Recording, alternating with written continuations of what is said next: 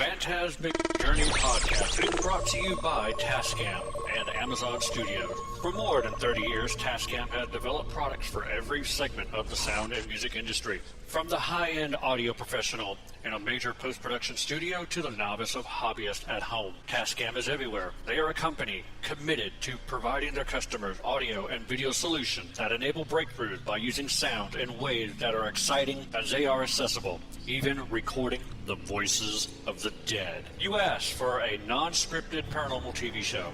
You begged for a non-staged paranormal TV show. You begged and you pleaded, and we have listened. We present to you Season 1 of The Paranormal Journey into the Unknown. It was released October 31st, 2017. In this series, we show you what it's like behind the scenes and conducting a real paranormal investigation. Join Gavin Kelly, Paula Purcell, and their special guests to seek out the existence of life after death by going to numerous haunted locations such as jails, hospitals, battlefields, and museums, collecting compelling evidence by means of video, photography, and EVPs.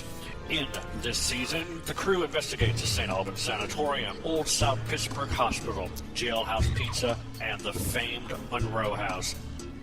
And you can watch Season 1 of The Paranormal Journey into the Unknown on Amazon.com right now. Season 2 and 3 will be coming soon. Your journey begins now. As you call the path and of the known and unknown, what do we understand? What answers are we trying to achieve? Are there answers? Tonight, we gather to find more verity. Join us as we take the journey into the unknown. This is the Phantasmic Journey Podcast with your hosts, Gavin Kelly and Paula Purcell.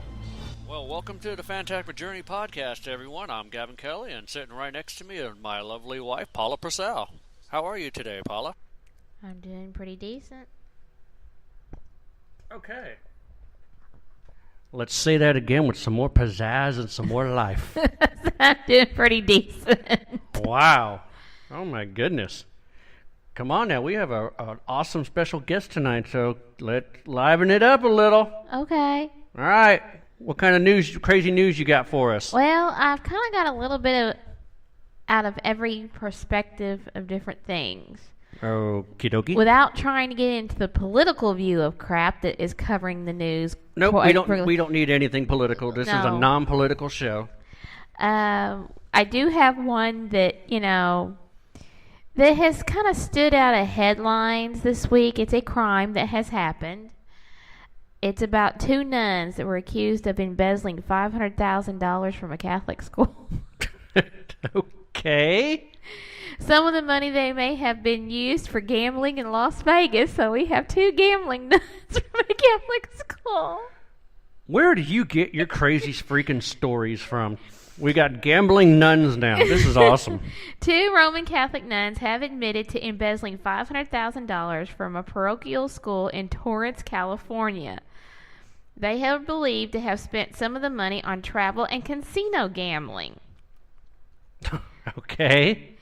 It is with much sadness that I am informing families of St. James School that an internal investigation has revealed that over a period of years... Oh, wow.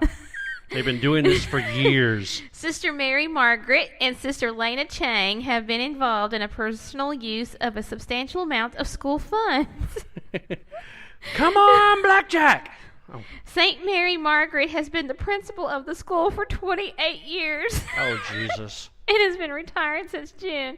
Sister Lena was an 8th grade teacher for 20 years at the K-8 school and has also retired this past year. Oh, my God. You got to be kidding me. I can just picture these two. I wonder, are they wearing their nun's outfit? Because that would be really cool. You walk into a casino and you see two nuns. Come on, Lucky 17! Kind of reminds me of Sister Act. I was about to say Whoopi Goldberg, but I decided to keep my mouth shut. Well, I'm just saying because, you had towards the end of the first one, or the first one or the second one, where all the nuns had to go inside the casino to find her.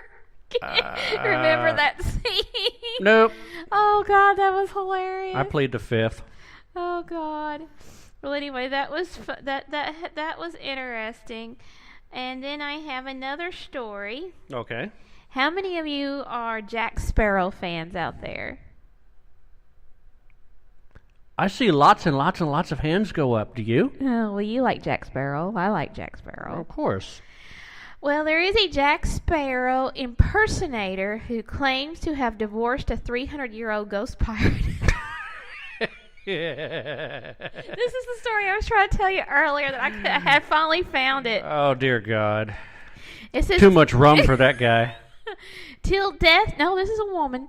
She portrays as Jack Sparrow. She does the... So she dresses up as Jack Sparrow. Yeah, but she's married to a 300-year-old ghost pirate.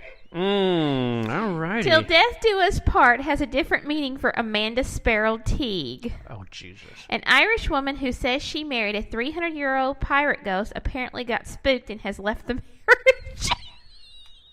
Wait, she married a ghost and then got spooked? Okay. Apparently got spooked and have left the marriage. So I feel it's time to let everyone know that my marriage is over. I will explain all in due course, but for now, all I want to say is I'll be very careful when dabbling in spirituality. It's not something to mess with. Tag, who has worked as Jack Sparrow's impersonator, says she got married to a Haitian pirate from the 1700s who was executed for thievery, according to the Irish Mirror. The ceremony apparently took place on a boat in international waters and was carried on by a shaman priest. I wonder what he was wearing. Facts checks. Okay. Investigating the partnership and determining it was not is in fact a legal marriage. Growing up in Ireland, in my area, you were taught that if a man bedded you, he had to wed you. Okay, hold on, wait a minute. So you're saying this 1700s pirate ghost bedded this person? How much rum was she drinking? I knew from my research that spiritual marriage was a thing, so it was more me than wanted to get married than him. He would have been happy like most men and just had sex.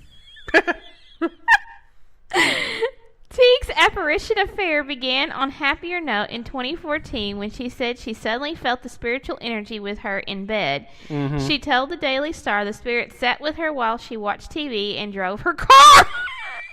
Oh, so now the person is driving her car. I would love to see the video on that.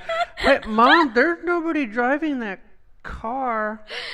And that she starts developing strong, loving feelings towards him. It's worth noting that the Pirates of the Caribbean franchise, the character of Edward Teague, played by guitarist Keith Richards in Dead Man Tells No Tales, is the father of the character Jack Sparrow, whose full name would be Jack Teague. It was unable to verify the existence of a person so named when it was looked in January. Oh my God. Oh yeah, that was something else, and yeah. So okay, that's we'll have to get Porter's idea on this one. Yeah, this is gonna be interesting. I gotta find my other one. Hold on. You should have. Here it is. No, I have it under files, and I have to pull it up. It's working on it. Okay, here we go. Here is on this day in history. I have to do one every time. Okay. On this day in 1980, American oil tycoon Armand Hammer paid $5,126,000 at an auction for a notebook containing writings from a legendary artist. Who do you think it was? Ernest Hemingway. Leonardo da Vinci. Oh. Yeah, the manuscript written around 1508 was one of the some 30 similar books Da Vinci produced during his lifetime on a variety of subjects. It contains 72 loose pages featuring some 300 notes and detailed drawings, all related to the common theme of water and how it moved. Experts have said that Da Vinci drew on it to paint the background of his masterwork, the Mona Lisa. Okay. The text, written in brown ink and chalk, reads from right to left. An example of Da Vinci's favorite mirror writing technique. The painter Gousses discovered the notebook in 1890 in a chest of papers belonging to Porto, a 16th century Malay sculptor who had studied Leonardo's work. In 1717, Thomas Coke, the first Earl of Leicester, bought the manuscript and installed it among his impressive collections of art at his family estate in England. And Christie's ended up having it in 1980. They were able to, somehow or another, they got his trunks. And in the trunks, they found all the stuff back in 1980. And it was at the big auction house in New York, Christie's. Okay. That's and interesting. Sold. And he said that's just that was just a small bidding. A lot of his stuff went from 7 to 20 million. Jesus. So. That's chunk change. To some. But yeah, that was interesting, and yeah, so forth and so on. But yeah, he's the one that always wrote backwards. He wrote from right to left instead of left to right. I'm not even sure how you can do that.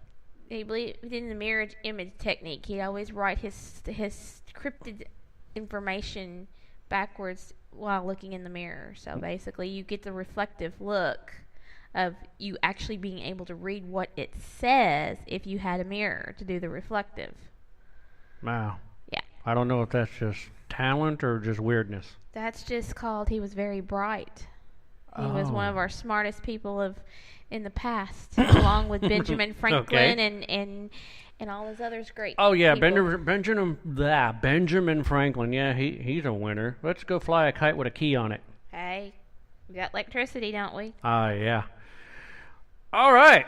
Well, joining us tonight on the Phantasmic Journey podcast in the summer of 17. Good, I'm stuck on the 1700 now. Well, you're just making Porter old. I know, right? 1975. A hard-headed, determined, the analytical little boy was born to a deeply religious family in Gallatin, Tennessee, molded by a strict Missionary Baptist mother and father who made certain that he would use his brain to make a living and not his back.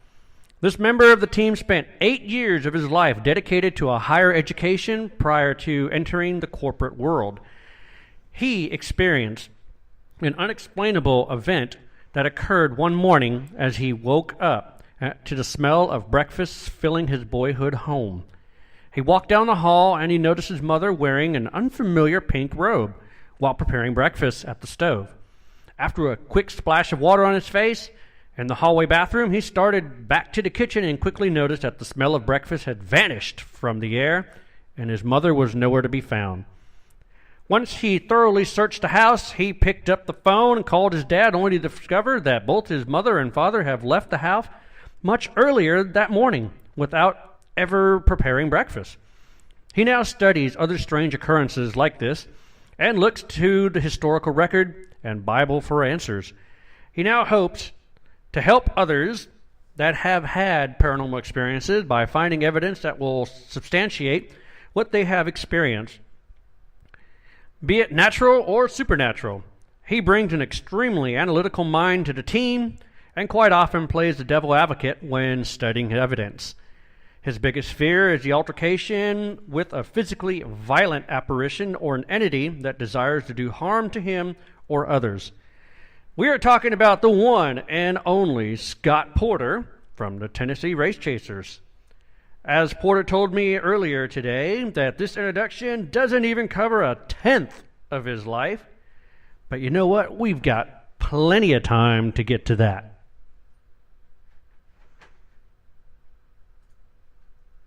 Let's go ahead and get him on the phone here.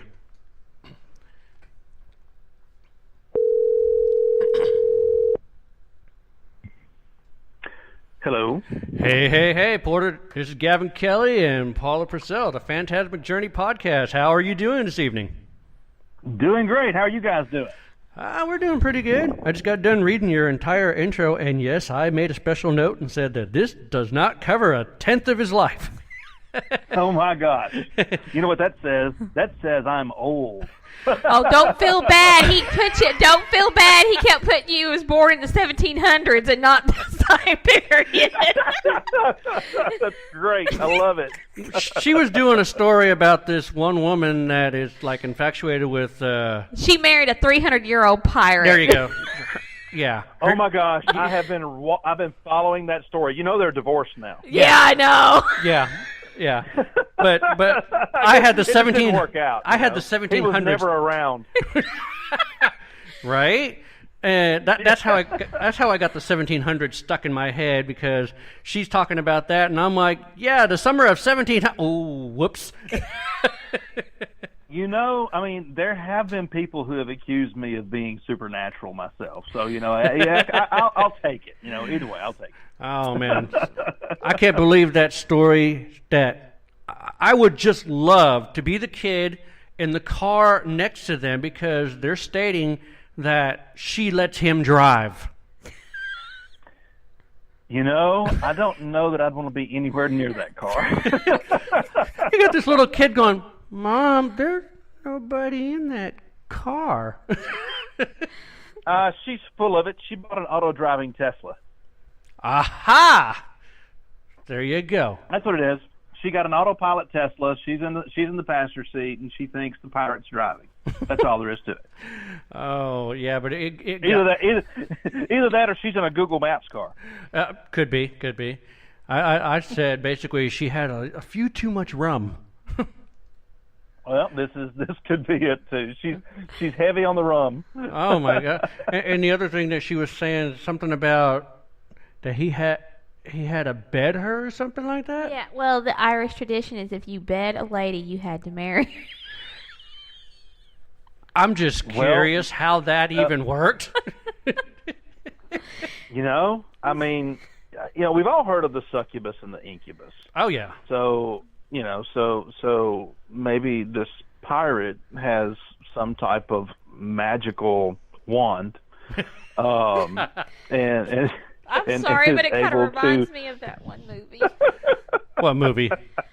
What was it? They made several of them. The funny ha-ha ones were used. The scary movie or whatever it's called, where they were in that haunted place. Yeah. Scary movie, where the one ghost went after, what was her name? The girl from 90210? Tori Spelling. Oh. Yeah. Yeah. Tori Spelling, yeah. Oh, God. I can't remember what he said. Oh, my gosh. There were so many fun things that were said in that stuff. Oh, well, let's see. She goes, why aren't you talking to me? You gave me crabs. Oh, yeah, that was awesome. Yeah, those movies are crazy. Cool. Oh, good movie. Oh, yeah. Oh, man. So, what have you been up to since Haunted Live? Because that last episode was truly amazing. Oh my gosh! The last episode was very interesting. Mm-hmm. There was so much that went on there, even that didn't get showed to the public. I mean, that was on some of it was on the static cams. Mm-hmm. But I think one of the big things that we didn't really get to address on the show was the voice that came over the walkie while I was in the cabin and the guys were trying to get a hold of me and I was trying to radio back to them. Mm-hmm. That female voice that I heard it as a female whisper. That's how it came across the walkie in the cabin, and it said, "Everything's still okay," or "Everything is still okay." Huh. And on the show, when I came back and watched the show, it was extremely loud and very clear. So it was really weird how that happened. I don't think that I didn't recognize the voice as anyone on the crew, and it was very odd that the walkie wouldn't work when we were trying to utilize it because we were on the correct channel and everything was turned on. But right before that, I had said something about, or a little bit before that, I'd said something about there being something buried up there to keep the witch away. And so it was almost as if whatever this voice was, it came in and was saying, okay, whatever it is, it's still there, it's still doing its job, and everything is still okay. Huh. So it was very interesting how that went down. But another interesting fact is when I left from there, I had to go to an event with my friend Stephanie Burke, and so she happened to be in town and was on set. Well, she got sick that night with a stomach bug. Oh. I was sick with some kind of head cold. Oh, wow. And we've rode together, flew together, worked 2 events together, and neither one of us ever caught whatever the other person had, and no one else around us caught what we had. Huh. It was very weird. It was almost like, and I'm not saying this illness came from, quote unquote, the witch. Right. I'm just saying it was a weird scenario, weird situation, and considering that we had to fly on planes together and all that neither one of us caught what the other one had. Huh. So very, very, very strange situation. But since then, it's been running around and doing events and trying to, just keep going and getting ready for Christmas now. Oh yeah, I know. Just right around the corner. I would always sit, oh my gosh. I would sit there and start counting down the days, and Paula would look at me going, "Shut up." Yeah, considering it's this year has flown by, and it's happened up on me way too quickly. Oh yeah, it's true. I mean, it has been going by fast. I started looking at it today, and I'm going, the year is almost over. Wow. It is, and I was sitting there thinking, just this past weekend, we were up. I did the Firehouse Museum Paracon up in Michigan, right? And I was sitting there thinking, I was like, wow, this is my last event of the year. I don't have any more events this year. And I was like, man, this is just going by way too quick. So yeah. I still can't get over how quickly it's going by. Oh, I know. Tell me about it. Let's see. Austin was up there with you, wasn't he? Austin Maynard? Yeah. Austin was up there. Austin's a great guy, man. He took care of me and took care of us. He was awesome to hang out with and get to visit with and finally get to meet him in person. So I was so glad of that. Yeah, I think he's running that big event that's going to be at St. John's or something like that. St. Joseph. St. John's. Oh, yeah. St. John's. Oh. Yeah. I'm not sure where it's at. I'm thinking it's in Ohio, I believe. Yeah, I think so. Are you in that one? What the name of it is now? Are you in that one as well? No, I won't be up. No, I won't be up there for that one. Ah, okay. Yeah, I won't be up there for that one.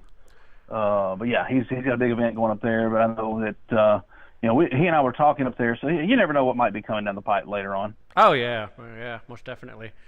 Well, we'll be getting into you telling everybody all the events that you're going to be at for next year, because I think you're going to OSPH, aren't you? No, I won't be down there either. Oh wow! So I've got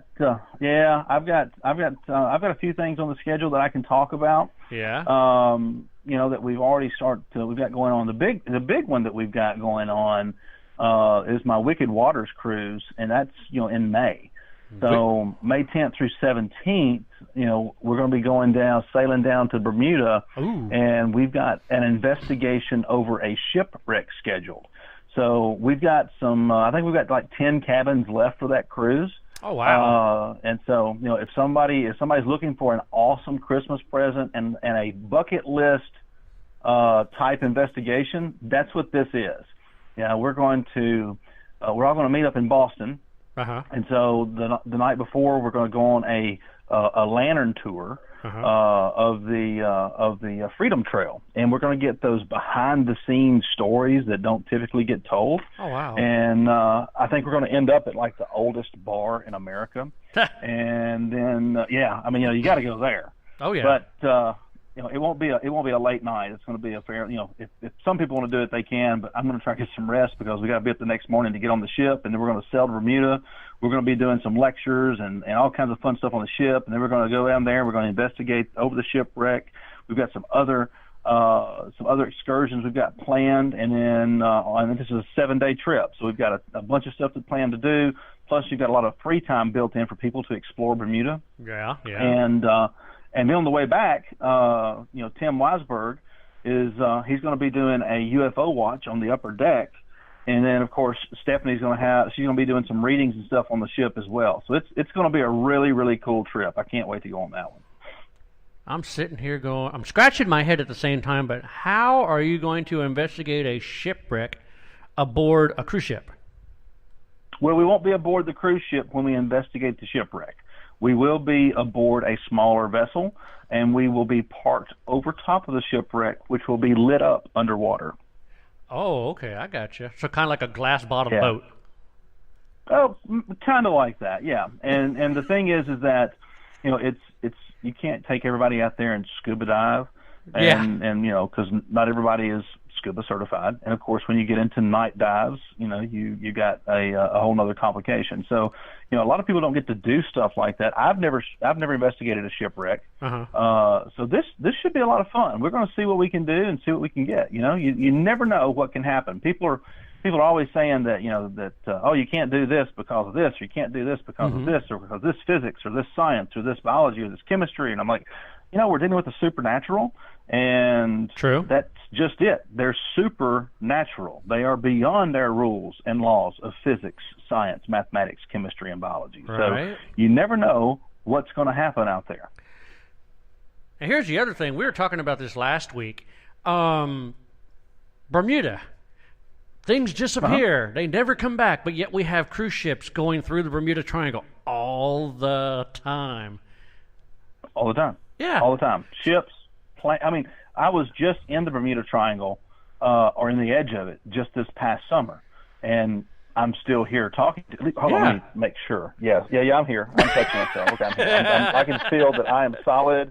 My arm, I'm good. Yeah, I'm here.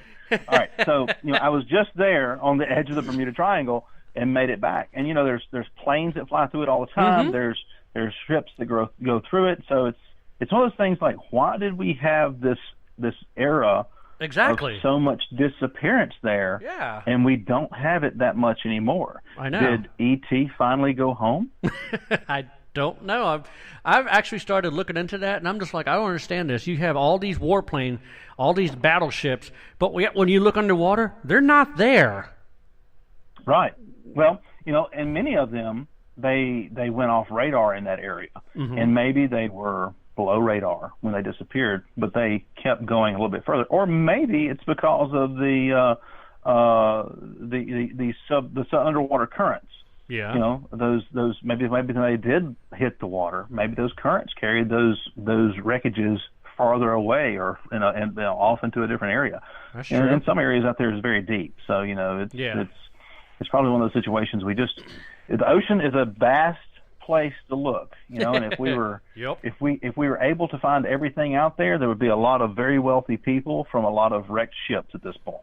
Oh yeah, the ocean is like space. Just like space, it's vast, and there's so much that's yet to be discovered. Yeah.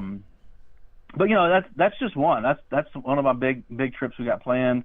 I guess I jumped way ahead, but I've got some big trips planned this year. January, the weekend of here in just a few weeks, actually. January, the weekend of the 19th. Steph Burke and I will be headed over to Hawaii. Oh, geez. To be part of an investigation over there, and she's doing some readings, and we're going to explore some of the ancient history and culture of Hawaii with our friend Lopaka, and that's going to be an amazing trip. Are you going to Oahu or the Big Island? Going to Oahu, and we will be there. We'll be there in Honolulu, and we'll be with the Mysteries of Hawaii crew. Let me make sure I'm telling you that right. Mysteries of Honolulu. So that's going to be a lot of fun. So we're going to be over there doing an investigation with them. A couple nights. We've got a few things going on. I don't have the full schedule locked down yet, but it's kind of one of those late in the year things to schedule. But if anybody's ever thought about going to Hawaii and experiencing the culture and the history and some of that intense supernatural energy that's over there, this would be an amazing time to go. I can't even tell you what all's going to go on. It's just going to be awesome. I know we've got 2 nights of stuff going on there on the weekend for people to attend and hang out with us. And I know that Steph's going to be doing some readings, so that should be a lot of fun on the island there. Yeah, I've been. I am from California, so we're only 5 hours from Hawaii, and okay. We've been there 6 times. Yeah, and the best place for you to go, there's 2 places actually. Go to the island of Kauai. And I've been there and love it. Did you do the research on the Menehunis? Yes, we did do some of the research on the Menehunis. I tell you what's awesome though. What was funny is I felt so welcomed. Like I felt like it could be home. And I always have made jokes that if I'd have had my son with me, I probably wouldn't have left. Right. I just fell in love with the island. I mean, it was just really, really awesome. Of course, I mean, I've got some indigenous blood, not Hawaiian blood, but Native American blood. Right. So I don't know if that had something to do with my connection there, but it was just a very, very spiritual connection to the islands. I've always been drawn there, and so actually being there and getting to experience it was an amazing event for me. And I'm dying to go back. But yeah, Kauai was a beautiful place, and so I'm really looking forward to getting back. So, what was the other one you were going to say? The Big Island of Hawaii, Saddleback Road. Yeah. Saddleback Road. Ooh. You know about that? Yeah. I've heard some of the tales and stories, but yeah, there's so much there though. I mean, that's just the thing is that you could spend. I was the last time I was there in Kauai. I was there for 9 days. And it wasn't enough. It just wasn't enough to explore and to dig into the history and the culture and just get to fall in love with all of it. I mean, I was, I liked how Kauai is kind of not as populated as some of the more touristy areas, but the entire island chain, I just love it over there. It's cool. I can't wait to go back. So it's gonna be a lot of fun. Yeah, I did something crazy when I was in Kauai. The Menehune Fish Pond and the Menehune Cave. And the cave is actually in the hillside, and there's water in there. Well, I took a bodyboard and laid on it and went in there with a flashlight. Did you really? Yes, I did. There's some crazy writings in there, and it's not just graffiti. It's weird writing. Is it ancient stuff? Yeah. And then I swore there were little eyes looking at me while I was in there. I'm sure there were some little eyes looking at you while you were in there. But I got all... You're traveling into some ancient area that, that they probably wasn't too comfortable with you being around. No. But I got in there, and I was like almost, I guess, halfway, or maybe I thought I was halfway, and the flashlight started flickering. I'm like, uh-oh. Yeah, well, that's one thing that I mean, of course, I've done spelunking in the past and a lot of stuff in caves, and one of the big things that you have to make sure you always have, and that is plenty of flashlights, plenty of backup battery sources, and also some other sources of light, like glow sticks that you can use in case of an emergency. Right. So always pack extra anytime that you are subterranean, that's for sure. Oh, yeah. So I wound up paddling back out, and I got out, and I'm just like, oh, wow. It was crazy. But I've heard about these Saddleback, the Marchers of the Night. If you kneel down, make sure that you look at their feet. Do not look at them. If you do, you're gone. Yep, that's my understanding. And, when we were there, we investigated that, and we actually have some footage where we were shooting into the jungle, okay? So this was some dense jungle. This stuff, there was, I don't know that there was, I don't know how far back in there you had to go to get to another civilized area, but I know it was pretty dense jungle. And as we were filming into the jungle, you could see the flames going through the jungle. Yep. And I can't say that it was natural, and I can't say it was supernatural, but all I can say is that it was a very unique experience for it to be happening at the same time that we were there investigating the Night Marchers. Yeah, let's see, that was during the time of Ghost Asylum, and I think you guys were at that abandoned hotel. Was it the Coco something, Coco Palms or something? Coco Palms, yep, the Coco Palms where Elvis stayed. Yeah. And, that was cool. That was a really neat place. I hear it's been redone now, so I would love to get back and take a look at it, but, maybe someday. Yeah. All right. Well, I mean, I love Hawaii, but we could talk about Hawaii for hours. I can talk about Hawaii all the time. Yeah, absolutely. You know what? I'll be in your neck of the woods on February 23rd. You're going to be in Paducah? Oh, well, your old neck of the woods, where you're from. California. Yeah. Well, my neck of the woods is actually Pasadena, California. Pasadena. Okay. Yep. Well, I'll be in Long Beach. I'll be down there at the Queen Mary. So that's Duke and I both will be there with Center Stage Events doing an investigation that weekend, and so that's going to be a lot of fun. So looking forward to that one on February 23rd. Yeah. And so they can, people get tickets for that one as well. And then I think that I've also got on my agenda already the Gettysburg Battlefield Bash. I think we're working on finalizing that. Oops, I don't know if I should have said that yet or not, but I think we're finalizing that one. So Gettysburg Battlefield Bash, and then Cool. October the 11th, I'll be at Little Traverse Bay Parafest. So up in Michigan again. Well, we'll probably go to the Battlefield Bash. We were part of the very first one, and we were going to go to the next one, but unable to. We had some issues arrive, so we couldn't go. But yeah, we'll probably go next year. That'll be pretty cool. Yeah, I'll tell you what, man. I love Gettysburg. I just the energy there is so intense, and every time I have been there, even just driving through, I've had an experience that I can't explain. Oh, okay. So, what was it? There's always been something. Just driving through the battlefield at night, hearing voices out there yell at you. Yeah. Smelling, odors of decay. Even when we were investigating the show, catching the EVP that said Abraham Lincoln, that one still blows me away every time I think about it. Yeah, we were told when we were going to go on the battlefield, they said that we can't take any cameras because it looks like that it's a metal detector, and they don't want to have any cameras or any equipment out on the battlefield because people are mistaking them for metal detectors, and they won't allow it. Oh, wow. Yeah. Well, I don't know about that being an issue. I mean, I take my cell phone, Yeah. and I take photos of my cell phone. Right. But I don't know if they would say. I saw people up there with cameras the last time I was up there taking pictures. Yeah. Well, So, I contacted them because I was like, we're going to be out here in Gettysburg. We're going to the Gettysburg Battlefield Bash, and we would like to go out there and do some filming on the battlefield. And I even told them what type of cameras we have. They're like, no. State regulations and state park regulations. Okay. Nope.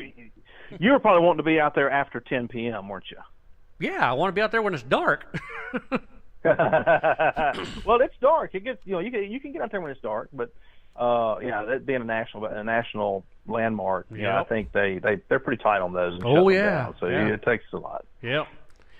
So maybe next year, because see, originally we planned that we were going to go this year, and we were going to go ahead and just hang out in Gettysburg for the whole weekend, so that way we could actually experience Gettysburg. Because see, the first year we were in the event, I did I was involved with the karaoke contest. I was also performing live, and we had a booth, so we didn't have any time to really go out and enjoy Gettysburg, so to speak. So we were like, okay, we're going to go back next year, and we will get a hotel. We'll go to the Battlefield Bash. We'll go see everybody, and then we'll go and experience Gettysburg. Well, that didn't happen, so maybe we'll do that next year. Oh yeah, there's always next year, but you got to make sure that you put it in your agenda and just try your best to do it. Because I'm dying to get back down to Devil's Den because it was so late when I got there. I didn't get to explore and walk around as much as I want to. So I'm looking forward to getting back in there and doing that when I get back there. Sounds like a winner. And there's a lot of places there in Gettysburg that we would like to check out. The orphanage. What was the other one that you wanted to look at? The General Lee Museum. The who? The General Lee Museum. General Lee Museum. Mm-hmm. Okay. Gettysburg. Every time she says General Lee, I always think of the car from Dukes of Hazzard. Well, that's what I was sitting there thinking too. I was like, I See? know they had a General Lee Museum up there. I wonder if they've got Daisy Duke's Jeep up there too, and Cooter's Wrecker. Wrong kind of General Lee. Nope, that's only in Nashville. Yes, it is. It's definitely in Nashville, right down next to the Opryland Hotel. Yep. Oh, that's awesome. All right, so I got to ask you this question here. Going through your the introduction or your bio, I'm still kind of lost on the unexplainable event that you had where you actually thought that it was your mom cooking breakfast, but it wasn't her. Right. What was it? Was it a doppelganger? I'm to this date, I am not sure. It's one of those things where, and I tell this story everywhere I go because people find it fascinating. I still find it fascinating because it's one of the most vivid supernatural experiences that I've ever had. I would, of course, growing up in the in the family in the South that I did, my father being a preacher and involved in the church, and then being around the church all my life, and we were always around when people passed away, and there for funerals, and we're just like any other typical family in the South. When someone passes away, we all get together, we go to the funeral home, we're there for the service and there for the graveside service, and then afterwards, you all get together and you sit around, you reminisce, you drink coffee and just talk, and it always seemed to get the discussion always seems to go back to people telling ghost stories or having something that just creeps them out or makes them feel weird. And growing up like that, I always heard people tell these stories. And, I never could understand. I was like, why does this cousin or this uncle or this aunt or this grandparent or whomever, why do they have these stories that are so awesome that I want to experience, but I've never experienced it? Right. And so, and it went on and it never happened. But I always had this extreme curiosity as to, what was it? What was it that everybody was talking about? Why do they all have these stories? Why do they always have these tales? And so I was in college. At this point in time, I was attending Western Kentucky University. Okay. And, the big red blob. And so I was up there, and I came back home to my parents' house for the weekend. So I rolled back in on Friday night, was here at the house, and I woke up the next morning, and I smelled breakfast. I was like, oh, thank God, Mom's made breakfast. This is going to be amazing, because I'm at college, I'm living on ramen noodles and stuff. Right. And, hot plate and ramen noodles and pizza, and that's a treat. College days. So I get up and I smell breakfast. I smell the eggs, the bacon, the sausage, everything that's I've been missing in my life. So I'm excited here. And they live in a ranch home. And so as I walked down the hallway, I looked, kind of to my right and in front of me, kind of like to the 10, 11 o'clock area. Mm-hmm. And at that point, you're looking into the dining room and into the kitchen. And so I looked in there and I could see my mother standing there, what I thought was my mother, in a pink house coat. She was ambulatory. She was moving her arms. I could hear the spatula in the skillet. I could hear the exhaust fan over the stove. I could hear the skillet sizzling, and I could smell these breakfast smells. I could see her there. Right. And so I was like, oh, great, this is wonderful. I'm going to be digging in some hot breakfast.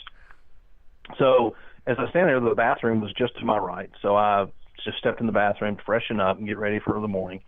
And couldn't have been in there more than, I would say less than a minute.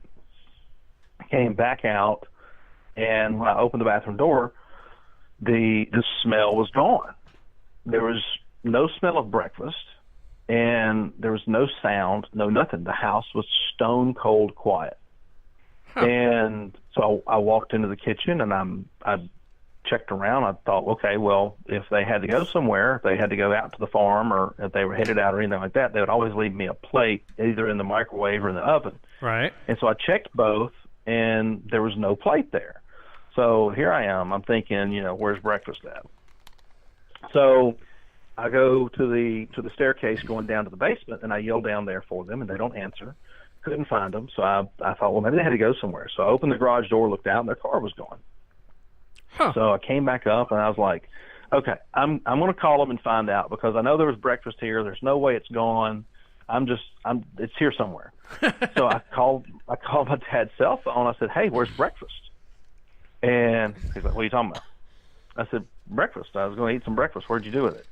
He's like, I don't know what you're talking about. I'm like, Mom was just in here fixing breakfast. I just saw her. She was at the kitchen, and y'all had to leave, go somewhere. I was just checking to see where you left the food at. He's like, I'm not sure what you're talking about, son. And so there's this scuffling in the background, where my mom is getting the phone because she's wanting to figure out what's going on too. And so she gets on the phone because my dad has a hard time hearing. Oh, no. So she gets on the phone, and she goes, what are you talking about? What are you trying to ask him? And I said, where's breakfast? And she goes, I don't know what you're talking about. I said, well, you were just in here fixing breakfast. And she's like, no, I wasn't. She said, we've been shopping all day, all morning. I'm like, there's no way. I said, you were just in here fixing breakfast. She goes, no. She said, honey, we're in Bowling Green. And I'm like, but I just saw you. You were in here standing at the stove in a pink house coat cooking breakfast I smelled it, heard it, saw it, and I was going to eat. So, I mean, that's why I was calling you. She said, first of all, we've been gone since before daylight. Oh, jeez. And second of all, if somebody is in that house wearing a pink house coat cooking breakfast, you need to get your butt outside and call the police right now. You'd be like, no, they're making breakfast. I'm going to eat breakfast. I'm like, yeah, I'm eating breakfast first. This is a free cook right here. You know, I'm eating some breakfast. Oh, wow. So, you know, I kind of hung up the phone perplexed, and I'm like, what have I just experienced? What did I witness? Because I'm the type of person that when I wake up, and I think it comes from my years of working rescue, years ago, and working in rescue, and then working in with the law enforcement capacity. I think that getting woke up from a dead sleep, I'm still trained, or it's still ingrained in my system and in my clock to wake up immediately. So when I wake up, I am fully coherent. I'm not one of those people that takes a long time to wake up. I like to have my coffee, but if I wake up, I'm awake. So it wasn't one of those things where I was walking in the hall still in a daze or still daydreaming. I mean, I was awake. I was fully cognitive. I'd already gotten dressed. And so, it wasn't one of those things where I was sleepwalking or something like that. This was something that I experienced that had sight, sound, and smell. And to this day, I cannot explain what it was. Now, one of the things that my mother used to always do, she would get me to tell this story whenever we were around family. So she'd be like, tell them about your ghost story. Tell them about your ghost story. And, she said she never owned a pink house coat for years. And then one time I was telling the story, and she said, you know what? She said, I just remembered something. Your grandmother gave me a pink house coat when your father and I got married. And she said, I don't know where that thing's at. Well, at that point in time, I still had all of those people in my life here in the living world. And so, it wasn't something that, because I've had people ask me, well, you think it was your grandmother? I was like, no, she was alive down the road here. Right. She was probably cooking breakfast, for herself. So I don't know what it was. You asked me if it was a doppelganger. I can't say that it was or it wasn't.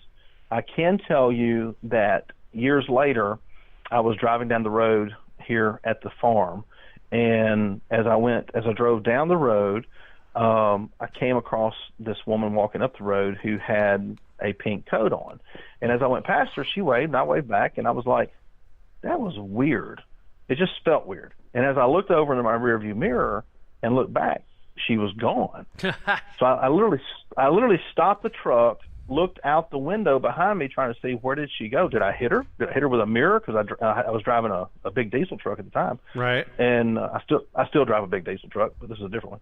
But I was like, did I hit her with a mirror, or what did I do? And no. I mean, there was no one there. It was really a shocking situation, and I've not seen her since. So I don't know what it was. I have no clue. As you know as well as I do, that some spirits can be transient, and sometimes they just like places for a little while. Right. And who knows? Who knows what it was? But it was a vivid enough experience that I will never forget it. And the amount of detail that I recall from seeing that, I mean, if I could sit down, if I was a good enough artist and could do the artwork, I could draw a picture of this woman. I mean, literally from behind, I could draw the style of her hair. I can see the colors in her hair. The shape of her body was very similar to my mother's. So I mean, everything was very, very, very similar, and all that is still very vivid in my mind. So it was an amazing experience, and one that I tell everywhere, because I have not ever had an experience like that since. Yeah, well, see, here's the thing. Back then, you wanted to have your own story, and now you got it. Yes. Now I've got it. And, buddy, is it vivid? Probably need to contact Amy Allen, see if she could draw what you saw. Yeah, you know what? She is an artist, isn't she? Mm-hmm. A pretty darn good one, too. Yeah. I mean, it's funny. I've never sat down with anyone and kind of talked through it, but I probably should do that and try to get a rendering. Yeah. So I can kind of cover it, because I mean I can remember down to the details of the tie, around the back, and how the house coat was kind of bunched up over top of the tie. I mean, it was amazing. So anyway. Yeah, you might. That's my story, and I'm sticking to it. Right? But yeah, you really might want to contact Amy and tell her this, and I'm sure she'd probably go ahead and draw up your image, and then you'll be surprised when you see it. Be very surprised. Yeah. Okay. Well, sounds cool. Oh my gosh, may have to try that out. Yeah. I mean, I've seen the Dead Files, and it's truly amazing how she can just draw, and it's like the people are like, "Oh my God, that's Uncle Bob," or I'm like, "Geez, seriously? That's awesome." How did you know it, Uncle Bob? How did you draw a picture of Uncle Bob? Right. So that kind of creepy. All right. Creepy. Well, we always ask this to all of our guests, and Paula usually asks it, so I'm gonna wait for her to get her headphones on. Yeah, I had to go run an errand. You had to go run an errand? Really? It was an emergency errand. You had to do an emergency errand. An emergency errand in the house. Yes. Oh, listen, my. That's okay. We all have to run errands on occasion. All right, so go ahead and ask them. Ask what? Oh, my God. What do we normally ask all of our guests? What? It's your question. What made you? I know that you do a lot of the history research of locations and getting involved into the backstory of a location. What enticed you into doing that? Because I'm the historical researcher for the group, and I know history it fascinates me beyond belief. So I was yes. Well, we as you well know, without history, we don't have ghosts. True. We don't have the stories that go along with them. But in order to answer your question, I have to go back to college, because I always hated history. I was not a history buff. I was not a history nut. Didn't enjoy it. I was always more of a mathematics and science guy. And I was a process guy, how things worked, how things went together, all of that kind of thing. So I was in college, and this was when I was working on my first degree. I think this was my very first degree I was working on. Okay. And it was my second year of college, I think it was, and I had a history professor. I took a history class, and the history professor, when I went in that day, everybody was like, "Oh my God, you're taking this class?" And I was like, "Yeah, I'm taking the class. It sounded like a cool class." And went in and sat down. The history professor, he came in, and he had a long ponytail, and he said, "If you're in here to just try to get a grade to bolster your GPA, this is not the class for you, because I don't give A's. No one is perfect, and no one deserves an A. Oh, wow. So the best you'll get in here is a B plus, and an excellent education." So half the class stood up and left. Oh, jeez. So I'm sitting there, and I'm like, okay, I've got about a week or so before I have to pull out of this class and move to another one, but this guy has my attention. I want to sit here and see what he has to say. Right. And so as we started going into how the class was going to be structured and what we're going to study, it was a theory on history class. And so what it was not just the study of your generally accepted history books and generally accepted stories of history. It was delving into some of the more fanatical versions of history that have been recorded, and more of the stories from another viewer's aspect or another person's perspective of that time period. Okay. And then it got more into evaluating the different versions of history, and then digging deeper, searching for answers, searching for those little pieces that would pull it all together to tell you the true story. not just the story that this author wanted you to believe, and not just the story that this other author wanted you to believe, or the story this author wanted to discredit. It was more of coming to your own conclusion based on your research. Right. So as we went through the class, it was very tough, but it was one of those classes that engaged your mind and really got you interested in the subject matter that you were studying. And so I went through this class, and we started studying for our exams. You know, we got to our final exam, and I'm still hanging in there because it turned into something that I just genuinely loved. This professor really turned me on to history. And went in to take the final exam thinking that I would have to know dates and facts from a book and recite different pieces of historical literature. But that wasn't the case. I walked in the classroom to take the final exam. He told us to bring a container of pencils and legal pads. He would provide the legal pad. And so bring our pencils. We walked in. He gave each of us, as we walked in, a legal pad. And then right before the exam started, he said, okay, I want you to write down everything that you've learned in this class. Oh, geez. What your belief is in what you learned, and support it with the evidence that you have to use to support your theory. Now, I was thinking, oh my gosh, I'm dying. I'm never going to pass this. There's no way I can. I'll have writer's block. I won't do anything. Right. I want you to know I sat there and I wrote out, I think it was 48 pages of information that I wrote out. Jesus. During the time period of that class. I ended up with a B+ in the class.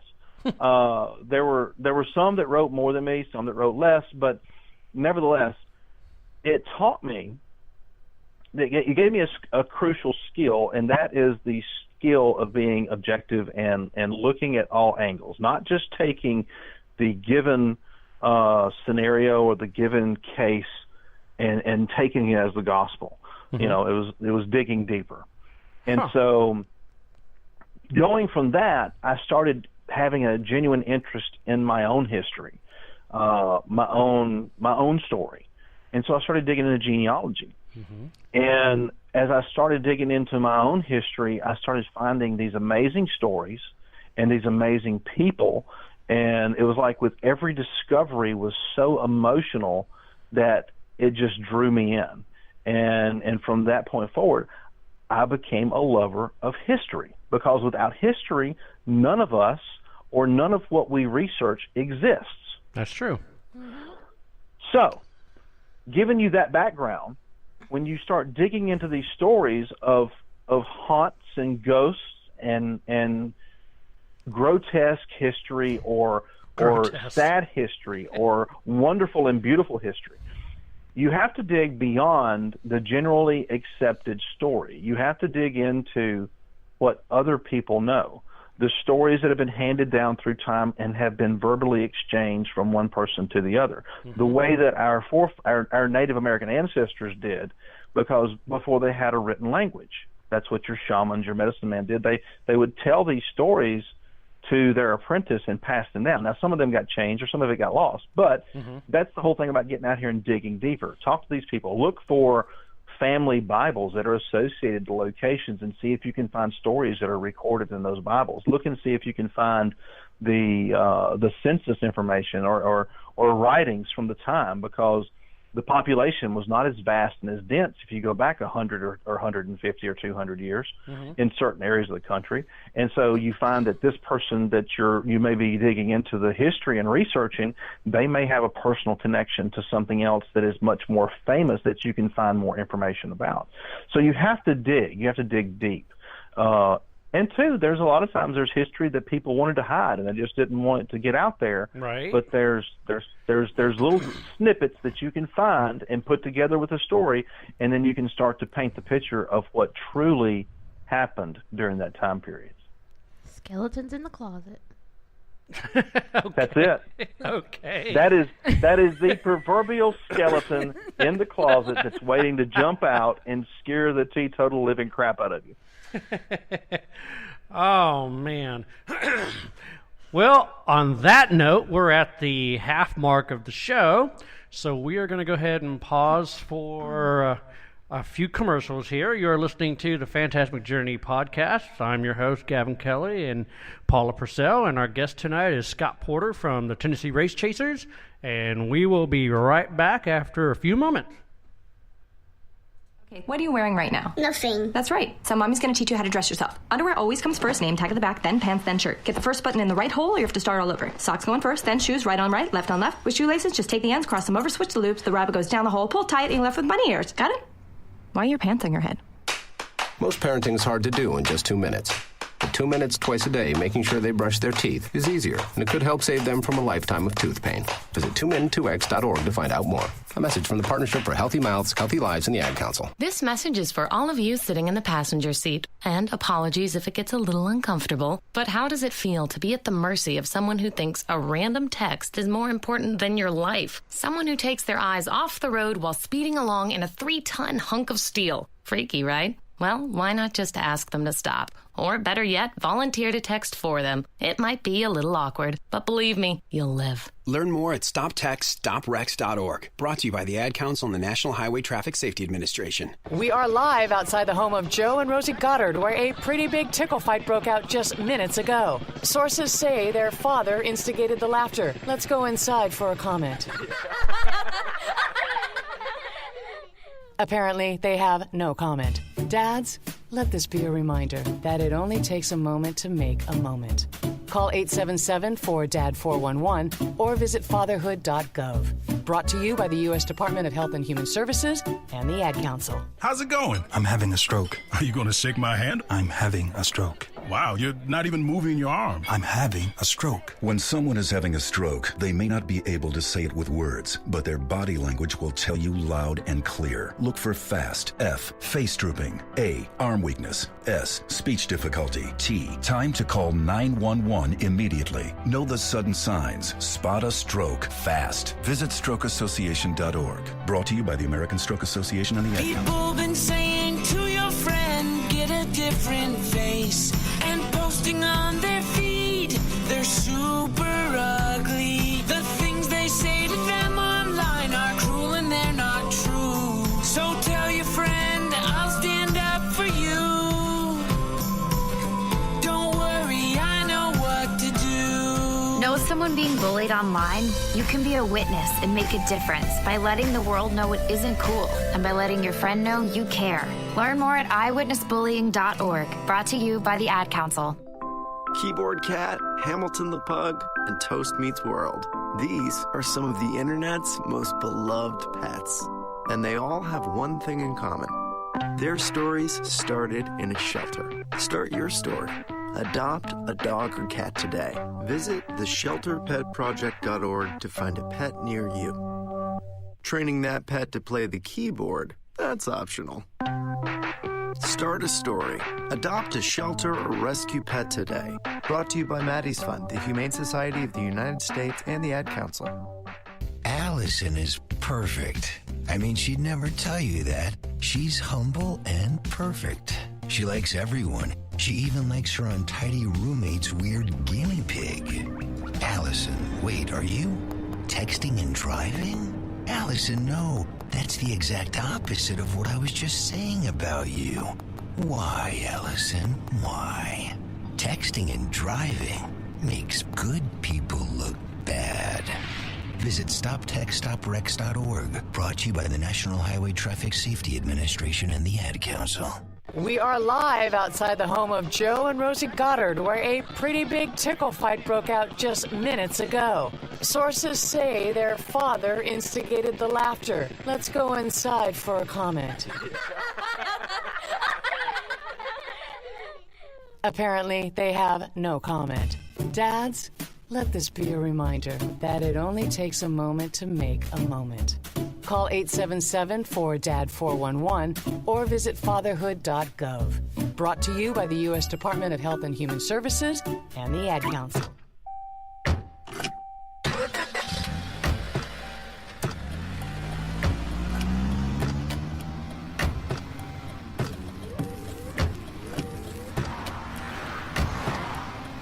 Driving has a rhythm all its own. Don't wreck it with a text. Before you get behind the wheel, silence your phone. Or better yet, designate a texter. For more text-free driving tips, visit stoptextstoprex.org. Brought to you by the Ad Council and the National Highway Traffic Safety Administration. The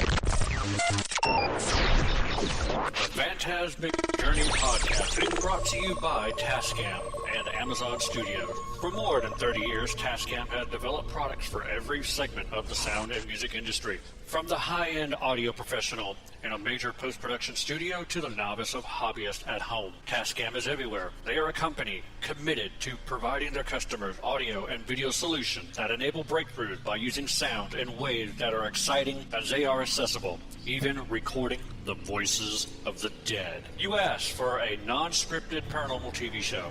You begged for a non-staged paranormal TV show. You begged and you pleaded, and we have listened. We present to you Season 1 of The Paranormal Journey into the Unknown. It was released October 31st, 2017. In this series, we show you what it's like behind the scenes and conducting a real paranormal investigation. Join Gavin Kelly, Paula Purcell, and their special guests to seek out the existence of life after death by going to numerous haunted locations such as jails, hospitals, battlefields, and museums, collecting compelling evidence by means of video, photography, and EVPs.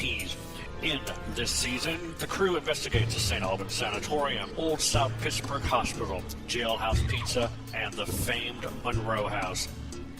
And you can watch Season 1 of The Paranormal Journey into the Unknown on Amazon.com right now. Season 2 and 3 will be coming soon. All right, welcome back to the Phantasmic Journey podcast. I'm your host, Gavin Kelly, and next to me is Paula Purcell. Kelly. Tonight, our special guest is Scott Porter from the Tennessee Wraith Chasers. How are you doing this evening, Scott? Man, I am doing just fine. Finer than frog hair split 4 ways. Oh, wow. Oh, it's kind of weird with those commercials. One of them sounded like it was just dragging.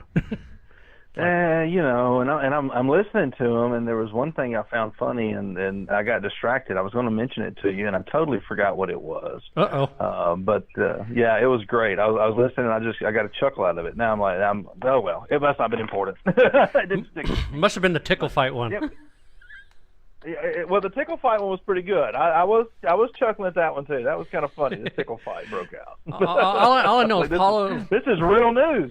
Exactly. Yeah. Paula was looking at me, and I'm just going. It's going. I'm like, what in the world? Oh man. Hey, you just got to get back to talking spookies with me. Yeah, that's it. That's what we like to do. We like to talk ghost stories. And since we're on that subject, what would you say would be the most memorable experience that you had, and what was the location? And I know there's a lot. You know, that is very tough, and I get that question all the time. Mm-hmm. And I have to answer it. I have to answer it very carefully, because every location that you go to where you do have an interaction, every one of those interactions, they're all unique, they're all different. Yep. And they're all very memorable. I think that there are certain things that draw us into specific haunts, or really bring us into a specific location, and we get a connection to it. I always talk about Gettysburg and the EVP of Abraham Lincoln, simply because that was an amazing piece of EVP evidence.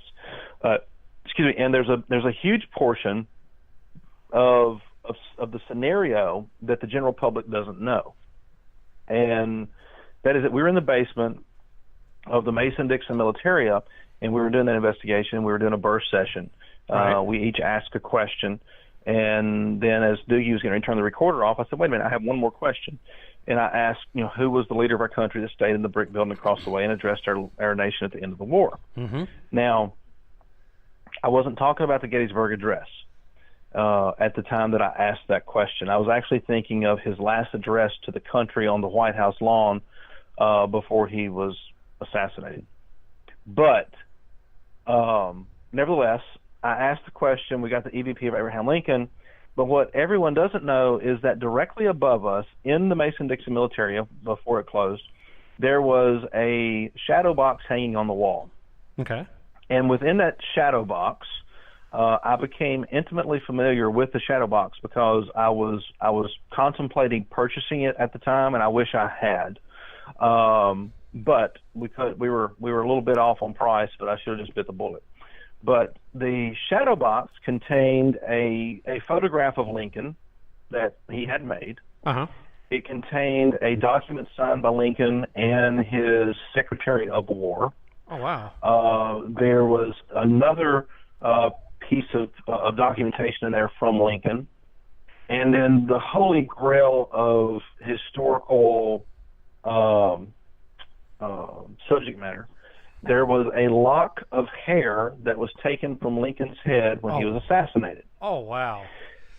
Now, if you know the story of Lincoln's assassination, the attending physician harvested 7 locks of hair that he gave to attend to people in the room with Lincoln that day. Right. One of those is in the Smithsonian. The others have been lost to the ages, except for this one. And upon digging into it, there was a 3-ring binder of supporting documentation, letters from the Library of Congress, the National Archives, the DNA testing that was done to certify and verify that was one of the locks of Lincoln's hair. So there was something substantially close to him that was right there above us in a city that was a monumental turning point of the war, and in a location where Lincoln spent, some time both addressing the soldiers, the country, or the people there of Gettysburg, and addressing those upon the moving of the bodies from the battlefield to the National Cemetery. So there was a lot of time spent there. And to get that EVP with that in the room building with us, because we were not even expecting to get that type of a response, right, was a very unique experience. And so you combine all of that information together, and it really supports a lot, that evidence that you got, that interaction that you get. So that was a very memorable moment. Many others you catch the full-bodied apparitions or the shadow people. Mm-hmm. I think now when people ask me about memorable, interactions, I would talk about the Bell Witch investigation that we did on Haunted Live. Mm-hmm. I would talk about the Lotes house where I was poked in the back because I thought that was one of our camera guys that actually did it. Mm-hmm. And so I don't know who that was. There's several things that come to mind when I think about those pivotal moments or those monumental interactions that stand out in my head. And gosh, Craig Font Museum, Linwood, all of these places, they had amazing activity. Mm-hmm. And I could sit here and talk about those for hours. You got plenty of time. Well, that's the thing. It depends on how many questions you have to ask. Well, going back to that shadow box, what did that shadow box run, cost-wise? The shadow. I think at that point in time they were asking. I think they were asking $6,000 for it. Yikes! So in retrospect, looking at the historical significance of it, it's actually priceless. Yeah, exactly. So that was a really good deal, and probably should have picked that up. So of all the things I found on the road, that's probably one that I should have went ahead and picked up and just bit the bullet and did it, because people, I've talked to some other people about it, friends and family. They're like, well, what would you have done with that? And I was like, well, I would have probably had to have gone to the bank and had it stored in a safe until I could, get an appropriate home for it, mm-hmm. with the appropriate stuff to make sure that it was taken care of. But it would have been an investment and owning a piece of our American history that nobody else can own. Well, what do you think the chances are that he would have been attached to his lock of hair, that you could actually investigated it if you had it? I mean, that is a very personal, piece of subject matter. And, in essence, it's possible. I can't say that it's not, because we've all experienced things attached to lesser items. Right. So, it's very possible that could have been, the case. Especially considering the significance of everything surrounding it and the situation that occurred when the lock of hair was taken. So, you expend that type of energy, there has to be some type of residual mark, right, so to speak, on that subject matter that may kick up or incite future interactions. A recording, if you will, that may bring about an interaction. So, yeah, that could have been. It was probably more significant for someone like us on that paranormal platform, but for someone like me, I was more in awe of the history. Well, on that note, what is your take on mail order haunted items that supposedly have an attachment to it? Mail order haunted items. Well, so I'm assuming that you're talking about when people say, "Hey, I've got this haunted thing. You can buy it," and they sell it. Yeah, and they send it to you via the mail, and you wind up getting it either USPS or UPS or FedEx. And I'm thinking to myself, going, okay, how can this object actually have an attachment attached to it?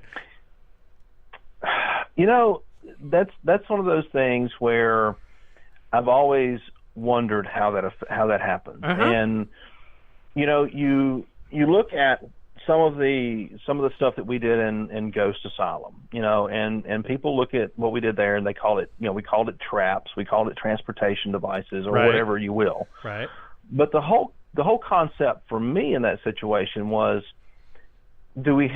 people talk about attachments all the time. They talk about spirits being connected to an item that travels everywhere. Right. Now, is a spirit bound to that item, or have they just chosen to become affectionately involved with that item? Perhaps. But nevertheless, there has to be some type of energy there. And so in order to try to prove that, what you have to do is you have to have an item that should not, or does not and should not have energy on it because of some known source that exists in the environment. Right. And then upon having a paranormal interaction, I'll say paranormal, but I really mean supernatural interaction. Right. And after that supernatural interaction where that energy is expended, if that energy then is placed in or is attached to the item in question, does that item now become infested with an attachment because of the energy? Right. So can you take that item then from the location where the supernatural event occurred, and now that it has energy on it, can you transport that item to another location and that energy transport or stay with that item? A supernatural battery, if you will. Right. So, which is what we were trying to do and look to in Ghost Asylum. Right. So to say that you have a mail order haunted item, okay, send it to me, let me look at it, let me try to see if I can sense something on it, if I can take a reading, if I can find some type of energy, or if you can feel something, who knows, maybe there's something there. I'm sure that in some cases, if I told you an item had an attachment and I supported that with some very detailed and specific stories, you would come to believe that item had an attachment. Yep. And therefore mentally we may manifest that attachment ourselves, and manifest some of that interaction. I think that mail order items that have haunted are possible, but I would be very cautious of what I was getting, not only because of it not being haunted, but because of how significant the attachment may be. Right. Because you could be getting a whole lot more than what you bargained for. True. But, I always thought, I'm like, okay, well, here's the deal. If you go ahead and order something online, and inside this box, is it like submerged with holy water? Is it wrapped with sage? Right. Is it in a glass box with it's salt? Whatever's going to work for you. It's whatever you believe. Yeah. Because one person may believe you need to have this thing, wrapped with sage. You need to have it wrapped with holy water. You need to have it wrapped with the shroud of Turin. Whatever the case is. And what happens when you unzip this rascal and take a look at it? Right. Exactly. Yeah. Is something going to happen, or is nothing going to happen? You're taking a chance. Exactly. Yeah. We always want to get a take on all of our guests to see what they come up with, and by far yours is like the best answer so far.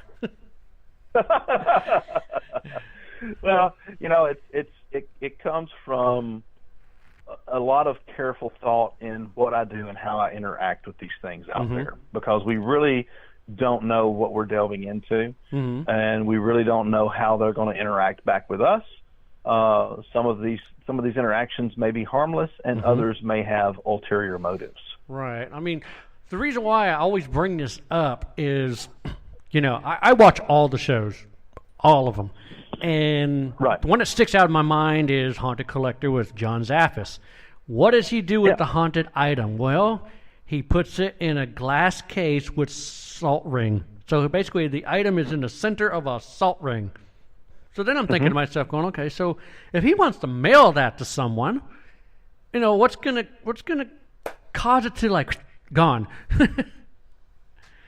Yeah, I mean, I don't know how you would conceptually make that happen.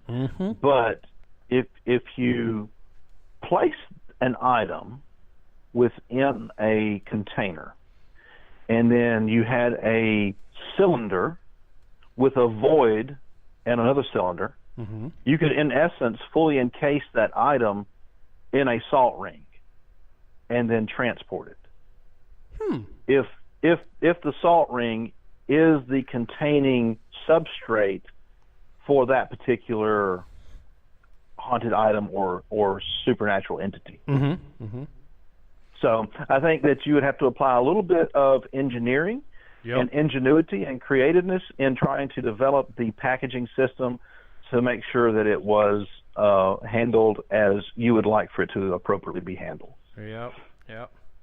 Well, like I said, yours was the best answer so far. Well, thank you. I appreciate that. Yeah, because, I mean, we've always been trying to figure this out because it's been driving me nuts, and I'm just like, okay, how does this work? I'm a huge fan of Supernatural. I ain't going to lie. And there was a time when Bobby was killed, and he was attached to his wallet. So whenever they would actually walk out of the house, Bobby was with them. And right when he gets to the door, he can't go. Well, why can't he go? Only way he can go is if you have the wallet on you. Oh, okay. And then he follows along because he was attached to his wallet. Very, very interesting. You know what I find, what I think is going to be amazing is, I think 50 years from now, how many iPhones and other forms of communicating through social media are we going to be investigating, because everybody's already attached to them in life. What's to make us think they won't be attached to them in death? Okay, now Paula is about to rack your brains on this one. Okay, well, there's a story, and I don't know if you have heard it or not. I've kind of been dabbling into the truths of this story, and I mean, I've heard of the strange phone calls, and I'm talking about back in the 70s when Mom had the phone hanging on the wall with the old rotor on it, and you had that little clingy tick, tick, tick going on. A rotary? A rotary phone, Oh, one of those my. old-fashioned rotary phones that hung on the wall. Now, occasionally we had strange things happen in my old house. And if like you that. screw up, you got to start all over again? True, but Oh, God. besides the point of that. But, I mean, we've had strange, unexplained things for that, but we come to the conclusion it's operator's error. But anyway, fast-forwarding now to what you're talking about on cell phones and stuff. We have, and it's become a significant importance when people die now. About 20% of people wants to be buried with their cell phones. Who they gonna call? Ghostbusters! Oh, sorry. I mean, it's become one of the standards, and it's 20% of our population that is like, that has died or passed over to wherever they're going. Some people, you know, whatever their faith is, they are, one of the things they ask for, or one of the things the parents do, is put their cell phone in the casket with them. Sometimes their devices are still active for a period of time. Hey, that makes sense. Now I know why they have Wi-Fi in the cemeteries. Oh God. There you go. Yes, we have a cemetery in our hometown that they have Wi-Fi in. I'm still trying to understand that one to this day. That's exactly why, because they're probably burying people with their cell phone, and their cell phone jumps on the Wi-Fi to contact you. Oh, God. or they get to go to their favorite website, faceplant.com. Yes, that's exactly what I was getting ready to say. I was going to say the reason that people are asking to be buried with their phones is because they don't want anyone to look at their search history. Oh, wow. There you go. Okay, now because you know how it is. We all have these conversations. You're like, oh my gosh, can you believe that this right here exists? And so then you go ahead and you start Googling, or you start looking it up online, trying to figure out what it is, and you're looking through all this stuff. I mean, I can tell you right now, I did an investigation just a few weeks ago where we had a voice come through that referenced a sex toy item. Oh, jeez. Oh, and yes, and so then we had to go back and we were Googling on the fly to see if this particular item would mesh up with the time period in which we were thinking that this entity was communicating from. And what we found is that this particular item was created in the early to mid 1800s, was the first recorded time of this item being created. And the first items of this type were created out of a ginger root. And I thought that was very intriguing to find out that we were getting this type of a term from a location that was related back to that time period, and then we were able to Google it and find it. Now, if someone got my phone and looked at it, they would wonder why I was Googling this particular item. And so at least now I have a story that's out there on the public that's recorded, that they can go back if something happens to me and they look at my phone and say, oh my gosh, what was he Googling this for? This is why, because it's research. Well, you don't have to worry about it being on your phone. Whatever you search for on the internet, on like your laptop or computer, it will show up in your Facebook. Listen, it's out there in the ethos. It's there. It's out there forever. It's floating around. Everything that you've ever done is floating around. That's why it's like, people always talk about, well, I'm doing this or sending this or getting this. I'm like, well, it's not just going from your phone to that phone. There's pieces of data out there everywhere. Look at radio transmissions that they have picked up years upon years after they were sent. They're still bouncing around out there. Yeah. So, you got to think, that nude you sent to that friend of yours back about a year ago, it's still bouncing around out there. Someday it's going to hit somebody's phone. They're going to be like, who's this naked person on here? Well, I've noticed that about Facebook because I was actually, just looking up, what the heck was I looking up? It wasn't a ghost box. It was something else. It was like a radio or some sort. And all of a sudden, it shows up on the side on Facebook as a sponsored item. I'm like, really? How are you sponsoring an item that I just looked up? Yeah, and that's the thing about it, because when you look at these companies and their marketing methods, and you're looking at what algorithms they're running in the background, is that they're trying to target whatever you're interested in, so that way it's right there in your face and immediately available for you to look at and purchase. So it's all about the almighty dollar. It's all about making sure that it's the easiest and most efficient way to get that product in front of you. So as soon as you start looking for it, and then you're everywhere you go, then that item is going to be in your face. Oh, I know, right? I thought that was crazy too, because I was like, man, they're watching every move we make, because no matter what you Google, it shows up in an ad on it does. On your Instagram or on your Facebook or on your Twitter. I mean, one of our sponsors is Glide Gear. They're the ones that sponsors our camera rigs and our tripods and our dollies and sliders and stuff. And I was just looking up a price for a friend of mine because they wanted to go ahead and look into the 3-axis gimbal. Well, I went ahead and gave him the price, and no big deal. You know, I got off the website, shut the system down, loaded it back up, and then when I started going to different sites to do like research, and all of a sudden it got this big, huge bar going across. It's like, we noticed that you're watching us, and it was them. Yes. I'm like, what do you mean I'm watching you? More like you're watching me. What they're doing is they're capturing that IP address, and then they're targeting you for sales. And there are some settings in there you can go and adjust where you won't get as much of that stuff, but it's pretty funny how all this social media is all interconnected, and the data triggers something for, it triggers some marketing algorithm, and all that information gets sold, for everyone that they pick up, they get some money for it. Somebody gets some money. We don't get it, but somebody does. I know, right? Hey, Paula, make sure that you don't go to any of them sites. I can just imagine.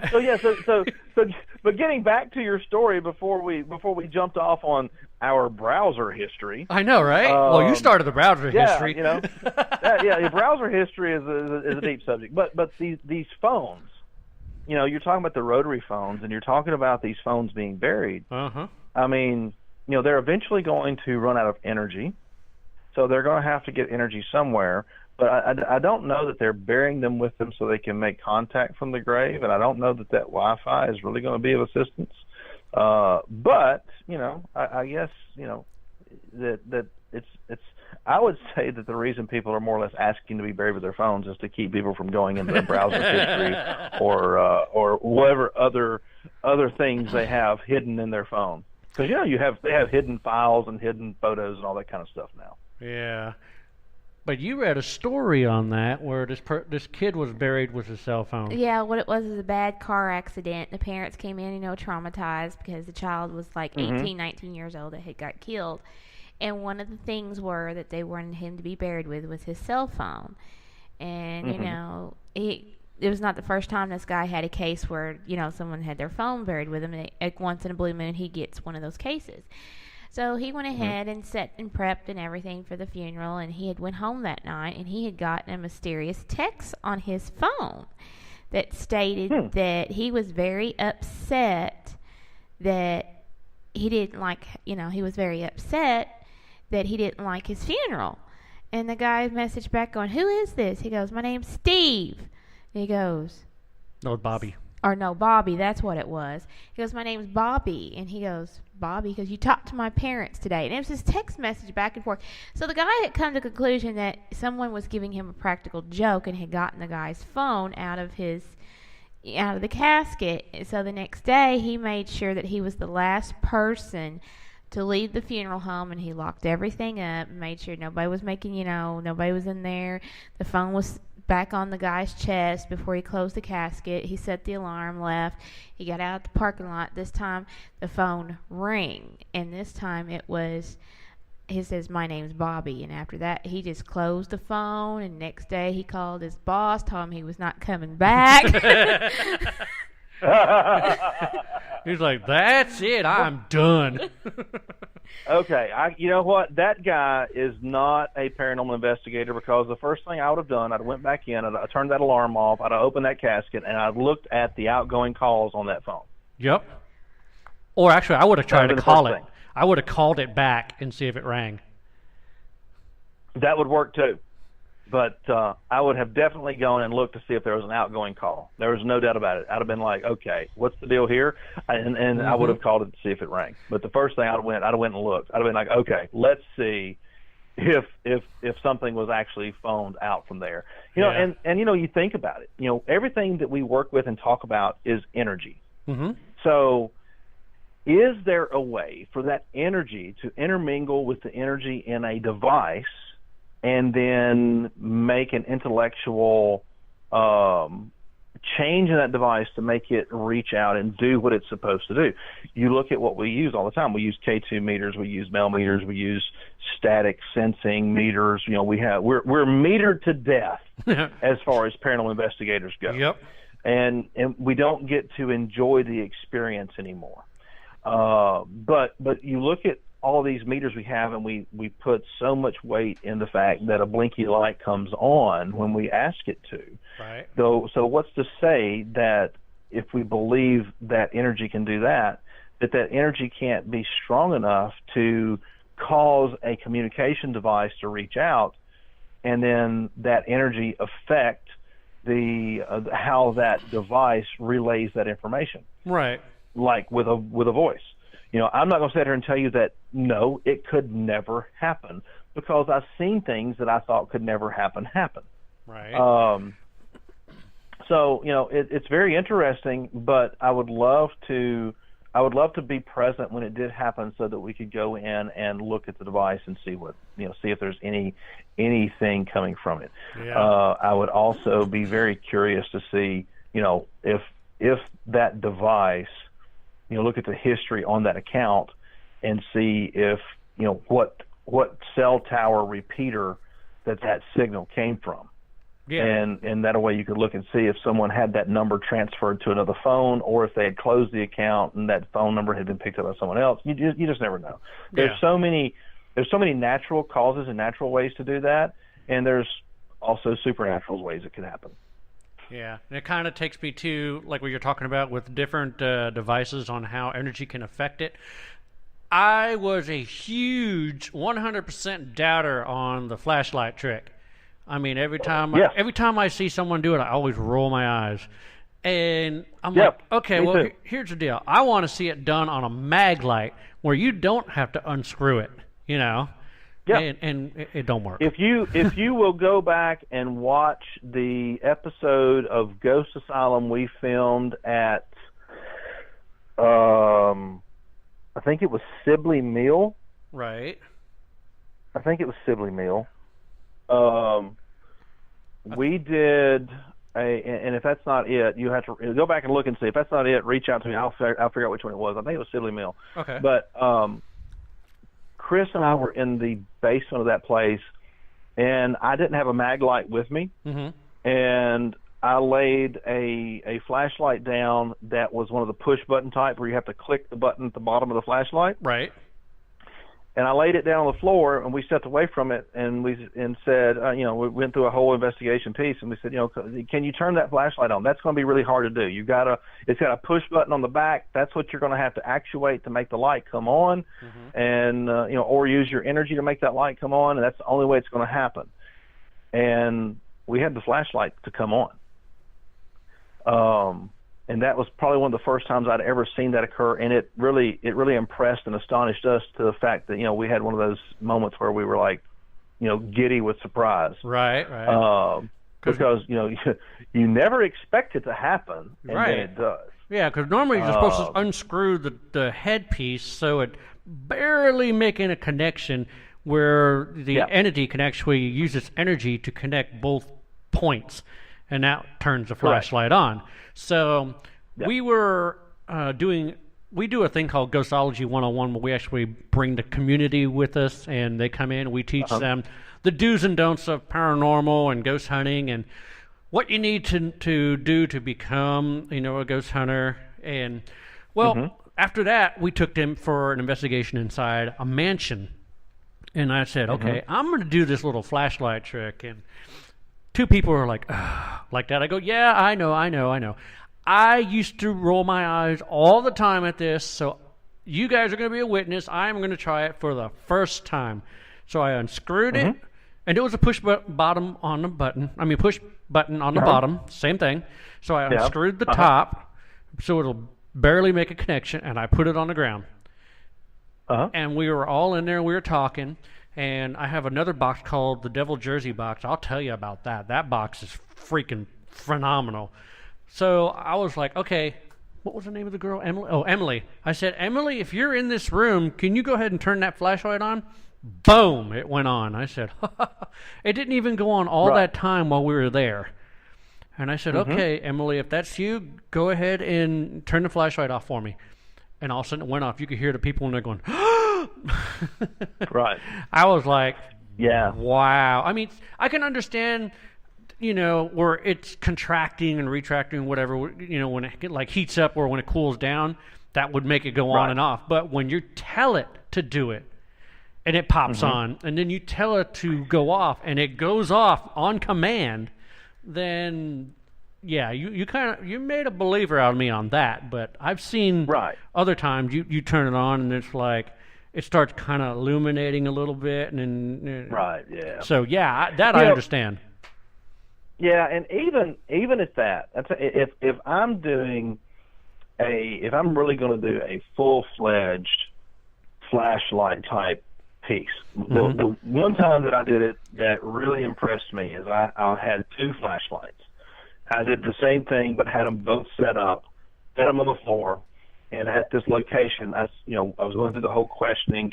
I like to tell people that they're not really investigations that we do anymore with the spirits. We do interrogations, right? Because we're kind of commanding in what we do, which really is not how we need to be going about this. We need to have a kinder, softer, gentler approach, and I think we'd get more activity that way. Right. But I was doing my interrogation, and I had my 2 flashlights down there. And I asked the entity there, I was like, I really would like it if you would come out here and, talk to us, communicate, interact with us. I've got these 2 flashlights on the ground. If you could light one of those up, that would be great to let me know that you're here. And boom, one of the flashlights came on. And I was like, okay, that's a really cool trick. I appreciate that. That's exactly what I asked for.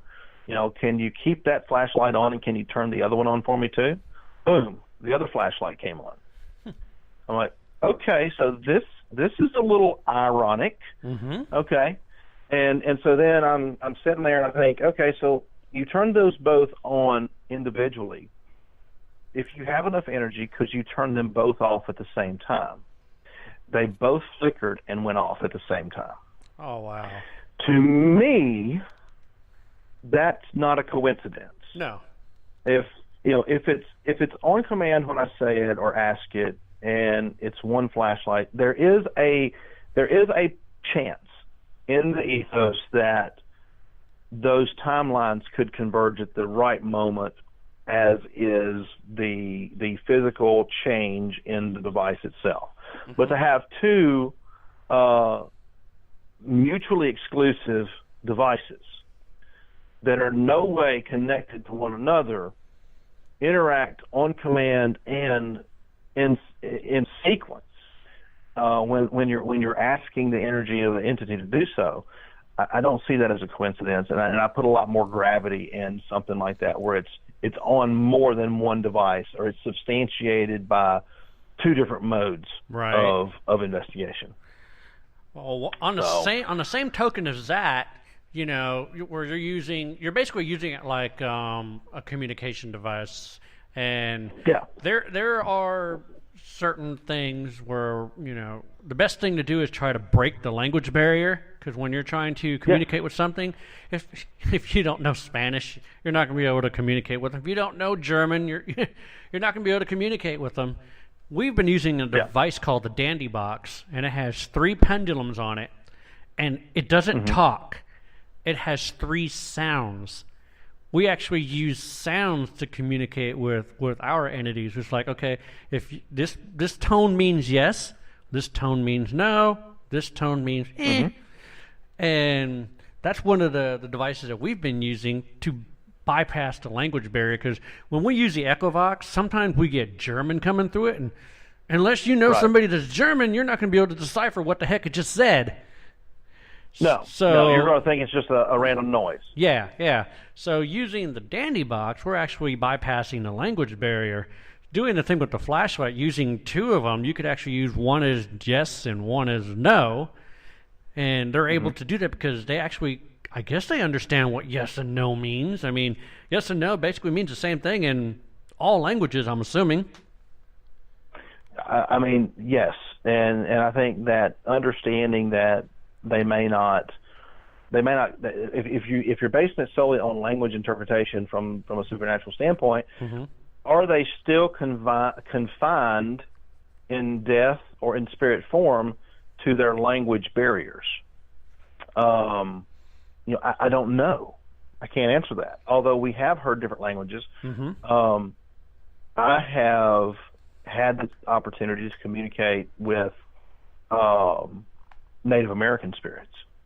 I cannot speak any native tongues, so I speak the language that I know, and that's English. I have had interactions with things, with entities, spirits, that should not understand what I'm saying. Right. But throughout the eons and throughout the time, have they come to learn those languages, or is there a higher level of understanding that happens upon the transition to the spirit world?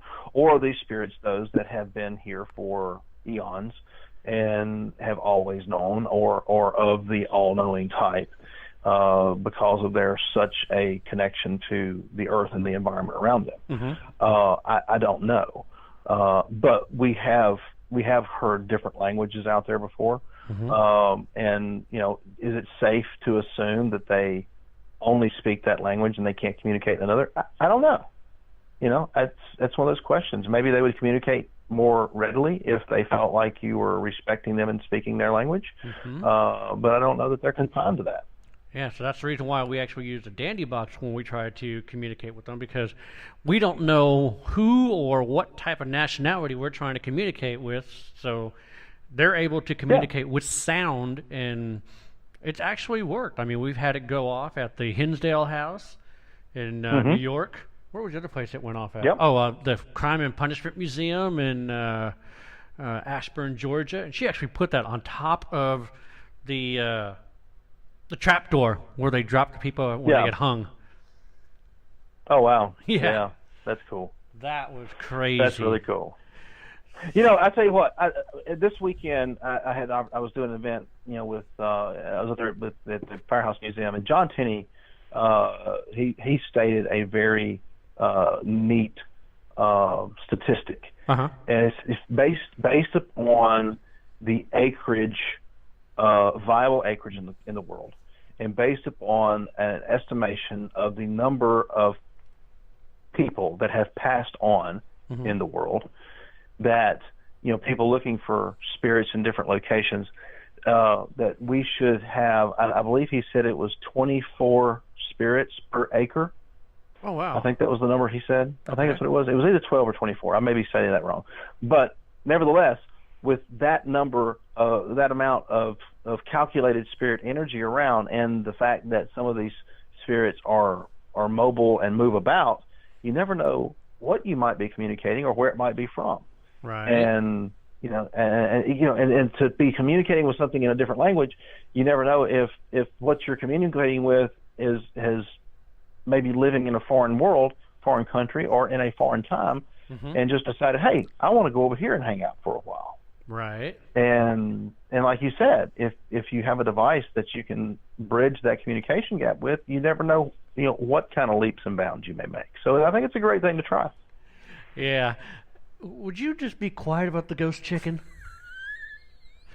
Oh, the ghost chicken.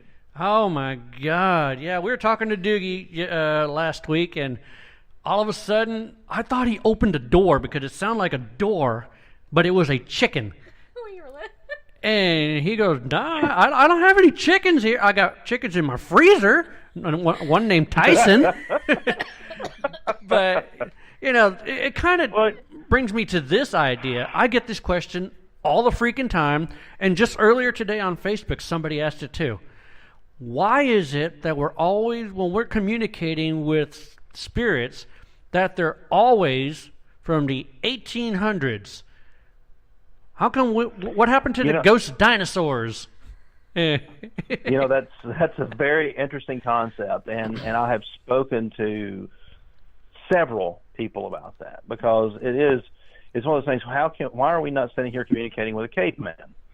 And what I've learned from people who have theorized and have studied some of the the spiritual teachings of different sects and different ideas, different cultures. I say sex, S-E-C-S. But in studying that, what has been recorded and documented in some texts are that as the spirit ages, the energy decreases and eventually gets to a point to where it has diminished so much that it no longer communicates. It goes back to wherever it was going. So these energies that we communicate that are from these time periods are more readily able to communicate with us just based upon the fact that their energy has not been so depleted. Right. Now, if you're looking at communicating with something that is much older or much more connected to the earth, let's say, like people sometimes interact with things and they call them demons. Right. I don't think that a lot of the entities that people interact with are demons. I think that a lot of those things are more along the lines of elementals. And then even in the case of an elemental, an entity that has never been in living form, some entities that people interact with are maybe Native American spirits that are much larger than your average spirit and much more pronounced because of their such a spiritual connection to their environment and to the land around them. So when you dig into these spirits that people always ask, they say, well, why is it everything is from the Civil War, or everything is from this time period, or everything is here in this time period? I think that is a time where they have their energy. And this is just reading what other people put together, but I think it's that they have those energies there. They're able to know how to use them, how to communicate before the energy is depleted. So you're kind of catching them in a sweet spot. Even when you get newer entities, when you're investigating something that is a lot more current, you get into a situation where maybe that spirit energy has not learned to communicate from that standpoint yet. Right. And two, another thing we have to take into effect is that there's still people living, so we don't get to investigate those newer haunts, so to speak. So you don't, just because of the sensitivity issue of the matter. But the fact is that from what I've studied and what I've read was that those entities that are in that 200, 300, 400-year-old, 500-year-old type time frame, that they're at their high point of being able to communicate with us before that energy starts to deplete. And then, of course, you can go into other belief systems. And, for me being Christian, I don't believe in this way. But when you start reading about other belief systems and other ideals and things that people have stated, even if you look at reincarnation has a timeline. Right. And if you study that in some text and some documents that follow that train of thought, then there is a timeline that's associated with that. So there's this time of communication and there's a time of rebirth. So there's many ways to look at it, and I think you have to take all of that into account as you start getting into the conversation of why do you only communicate with Civil War entities. Right. I always kid around and say, when you get growled at, it's actually oh my God, a velociraptor. Yeah, that's it. Yeah, velociraptor. Well, I think dinosaurs just cross over right away. They didn't hang around anytime. No, they blew up. Oh man. Oh my gosh. Yeah, they got their fill and moved on. There's this thing called a asteroid or volcano, super volcano. Yep. Volcanic winter kind of put them in the freeze. Yep. Fossils are fossils. Yep. But I always get that question, and it's just like, I kind of thought, I just came up with this idea of myself that there's certain levels, kind of like a classroom, in other words, where the people from the 1800s, and they're the head of the class, so to speak. And then everybody else underneath still has to work at it to get to where they are. Like Beetlejuice. Beetlejuice. So, I mean, that's how I kind of figured that out. Yeah, and it's a very thought-provoking question, and it's a very good question, and one of those that's really good to debate and hypothesize about. Which is really cool. So I think that there are several ways to look at it, but if you get out there and study it and start digging into the research that's been done before us, you'll find that there's lots of energy timelines that go along with this thing we do called paranormal investigations. Right. All right. Well, right now we're going to give you the opportunity to tell all of our listeners where they can find you, how they can get in contact with you, where or what. Well, I got one thing to say. I got one thing to say before Scott starts all that. What? Got a question for you. Oh no, here it comes. What the heck are highway sweatpants? I love it. I had to throw that in there before the show's over. Highway sweatpants. Listen, I'm gonna tell you what. This is so awesome. The highway sweatpants are those most comfortable sweatpants that you wear when you're going on those long road trips or when you're going to go on that long plane trip, so that way you're just in your most comfortable state. They're broken, they're wore out. They may have a hole or two in them, but they are the highway sweatpants, buddy. I'm going to tell you right now. Oh, man. She'd been reading all those, yeah.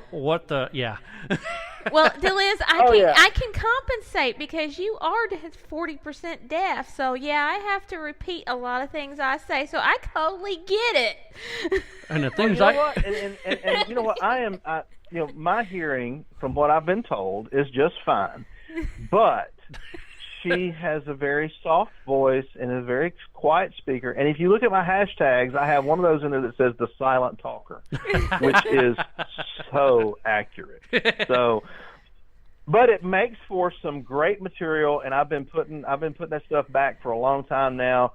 And one day I was like, hey, you know what? You just need to share this with the world because everybody loves it. Everybody will love it. We laugh about it all the time, and so now it's great to be able to share it with everybody else, and everyone seems to love it too. So to find out what we're talking about, you're going to have to follow me on Instagram at PorterTWC or on Facebook at PorterTWC or TWC Porter and on Twitter at PorterTWC. So that makes it pretty simple. If you go in there and type PorterTWC or TWC Porter, you're going to find me. Oh, yeah. And also events. Let our listeners know what events that you're going to be attending so they can possibly get tickets and come on out and see you. The great fun stuff of where I'm going to be here over the next going into this next year. I'm still putting a bunch of stuff on the schedule, but we have I'm going to be in Hawaii, in Honolulu, Hawaii, the weekend of January the 19th.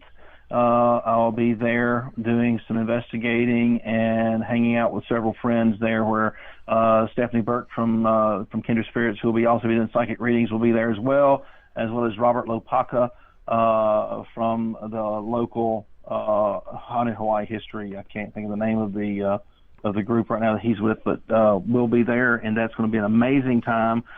Can't wait to get over there with Lopaka and check out Hawaii. February 23rd, I'm going to be in Long Beach, California at the Queen Mary. You can get those tickets at Center Stage Events. Come out and see myself and Doogie there. May 10th, to be headed out on the Wicked Waters cruise, where we're going to Bermuda to investigate a shipwreck and other aspects of Bermuda, and even look for a UFO or two while we're out at sea from the upper decks of the Norwegian ship we will be on. You can get your tickets for that at wickedwaterscruise.com. And then October 11th, that is on the agenda so far for next year, Little Traverse Bay Parafest.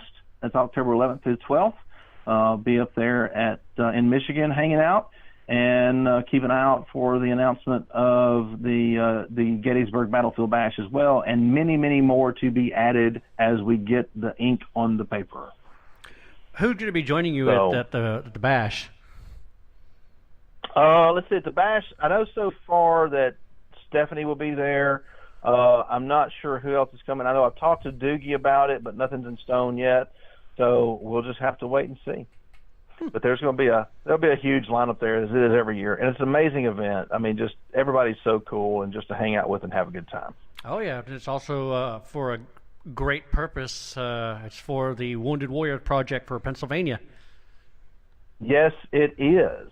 Now, something else that I'm doing right now that I wanted to mention real quick before we go off the air is that I've also got a GoFundMe set up with my friends Candace and Stephanie, where we are collecting donations for the holiday season, where we're going to try to help some folks out.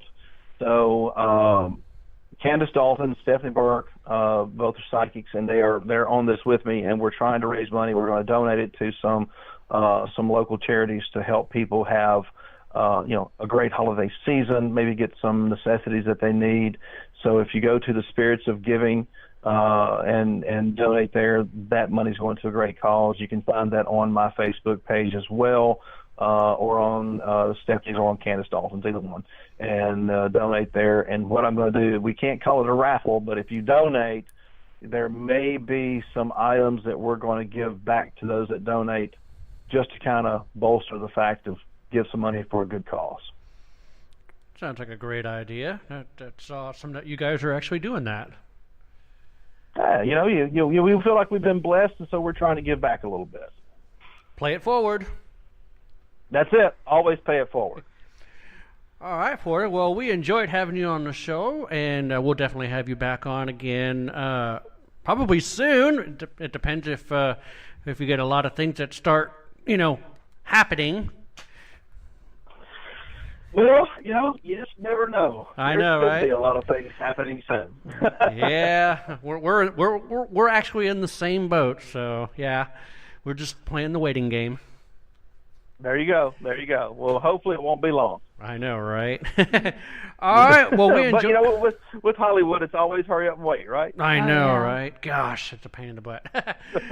All right, man. Well, you have yourself a great evening, and we appreciate you being on the show. Oh, absolutely. Thank you, guys. I appreciate it and enjoyed it, and we'll have to do it again sometime. Oh, most definitely. All right. You have yourself a good night. All right. Good evening. Thank you, man. Good night. See y'all. All right, well, there you have it, folks. We've been here for 2 hours with Scott Porter from the Tennessee Wraith Chasers.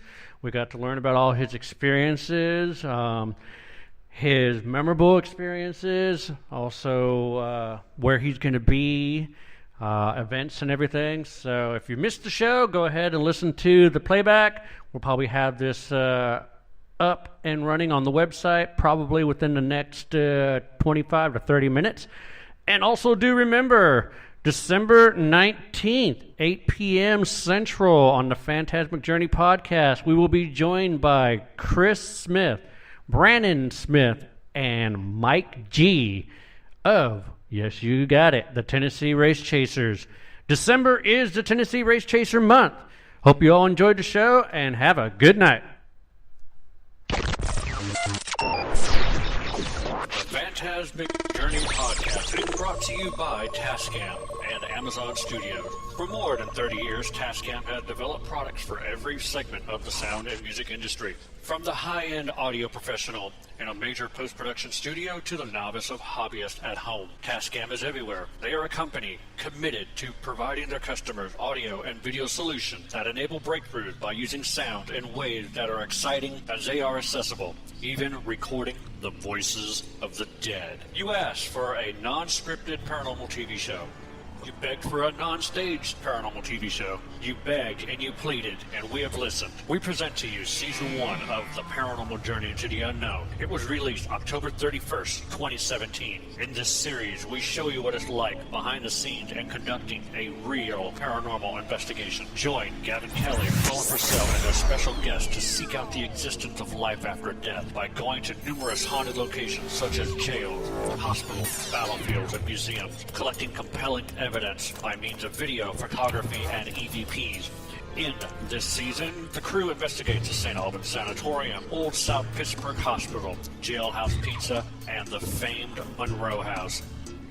And you can watch Season 1 of The Paranormal Journey into the Unknown on Amazon.com right now. Season 2 and 3 will be coming soon.